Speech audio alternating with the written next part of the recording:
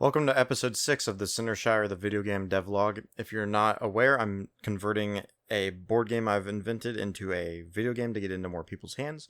And this is basically a video recording archive of the progress I'm making on creating that video game. So some of the more recent things I've added are a lot of UI and backend things. So for starters, I've added a sort of player select scene. It doesn't really do much right now, but the code behind running all the little processes. So if you see in the video, when I hover my mouse over different characters, they spin faster. So that's basically my indicator. Oh, it also turns on a little spotlight on top of that character. So that's going to be a pretty common UI element that I use where the players can select what player you're applying certain effects to. So like some of the cards are sort of PvP in nature, where you use it on a player to hurt them or use it to benefit them, or whatever. There's a few situations where the player might need to select another player. Another UI element that I've yet to implement is something similar to this, but where instead of you're selecting a player, you're selecting like a node in the tile or something like that.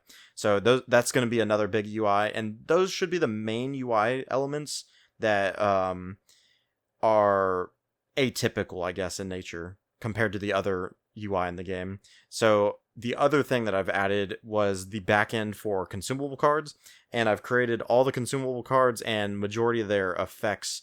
So it's kind of interesting how I have to do this effects thing. I basically have to have one big class with all the different effects, and then I just assign that to the cards through the Unity inspector stuff. So the way the consumables are going to work is some of them are going to just do very basic, like health potion, like give me back health. Some of the things are going to stop enemies from moving.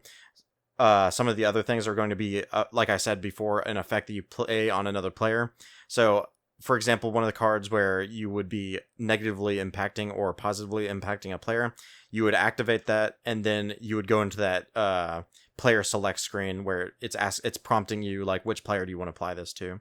Basically, progress has been a little slow, and it's going to be getting slower compared to previously because now I'm implementing very unique effects, I guess is the best way of putting it. So like making one card do a bunch of different things, like every card has a unique effect. So that's kind of where the speed is going to get slowed down, is I have to go in and rewrite some things to make sure that they're getting applied correctly and that the cards, their effects will work properly.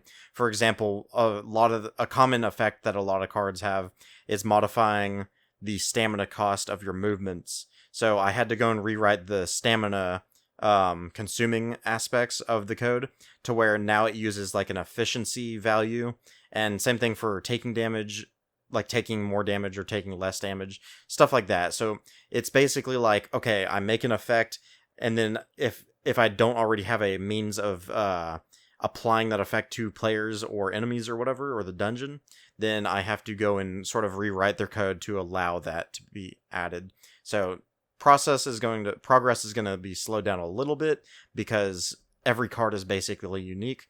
But the next goal is to get all the consumable cards, like their functionality working, and to get the UI implemented with how it's going to actually function at the end product of the game.